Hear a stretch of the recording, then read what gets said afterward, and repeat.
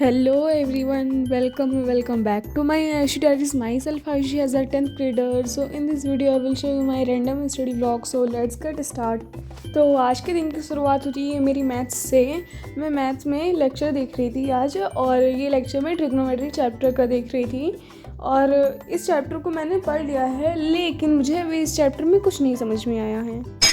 Sir ने अच्छे से कोचिंग में पढ़ा भी दिया है, समझा भी दिया, लेकिन मेरे समझ में एक भी क्वेश्चंस नहीं आए हैं। और मैंने बहुत ज़्यादा ट्राई कर लिया कि मैं खुद से क्वेश्चंस लगा लूँ तो मुझे समझ में आ जाए, लेकिन नहीं, मुझसे एक भी क्वेश्चंस लग भी नहीं रहे हैं।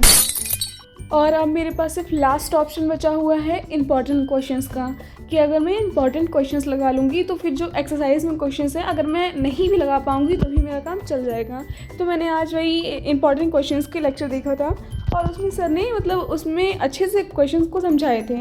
और वो लेक्चर था 1.5 घंटे का, और मैंने सिर्फ 1.5 घंटे में 50 मिनट की वीडियो देखी है। तुम लोग सोच सकते हो कि मैं वीडियो कैसे देखी। तो मैंने 1.5 घंटे में 50 मिनट की वीडियो देखी है।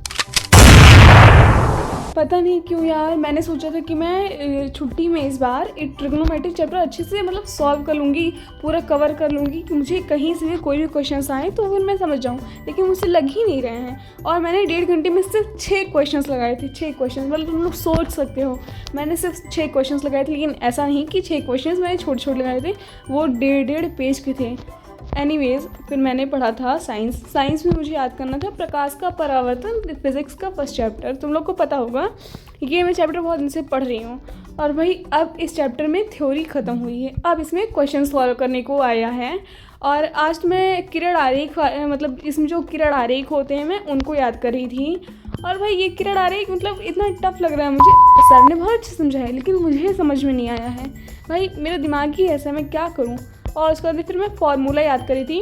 फार्मूला आज से कोचिंग में शुरू होगा न्यूमेरिकल, तो उसमें फार्मूला का बहुत काम है, इसलिए मैं फार्मूला याद करी थी। और वैसे ये फार्मूला मुझे याद थे तो फिर मुझे इतना दिक्कत भी नहीं हुआ। और फिर मैंने ब्रेक लिया था, और उस टाइम पे मेरे भाई बहन आए थे छोटे छोटे, तो फिर उनके साथ में बैठ के कार्टून देख रही थी। और ये 1 घंटे का मैंने ब्रेक लिया था। और फिर मैं बैठी हुई थी पढ़ने के लिए इंग्लिश में मुझे याद करना था द थीफ स्टोरी का लॉन्ग आंसर। इस चैप्टर को मैंने बहुत अच्छे से पढ़ लिया है, कोचिंग में सर ने बहुत अच्छे से पढ़ा दिया है।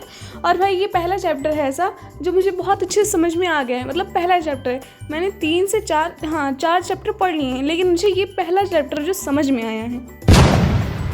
और क्योंकि ये चैप्टर मुझे समझ में आया है, इसलिए मैं सोच रही हूँ कि इस चैप्टर का मैं लॉन्ग आंसर या फिर जितने भी क्वेश्चंस हैं या एमसीक्यू है, जितना भी मुझे इस चैप्टर में इंपॉर्टेंट लग रहा है मैं उसे याद ही कर लेती हूँ। तो बेसिकली आज मैं याद करी थी इसका लॉन्ग आंसर।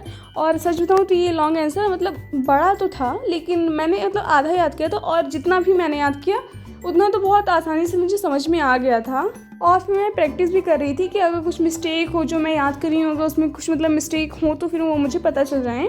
और भाई पता नहीं कि मेरे साथ ऐसा होता है कि मैं कुछ भी याद करूँ तो फिर वो मुझे लिखना ही पड़ता है। अगर मैं ना लिखूँ तो मैं भूल जाऊँगी। तो फिर मैं वही लिख रही थी इसे बैठ के, और इसमें कहीं कहीं बहुत कम ही गलती थी जो आज निकली, बाकी तो सारा सही था। तो मैंने तो आज बस इतना ही पढ़ा था। So yeah that's it, thank you for watching, see you in next video, bye bye guys.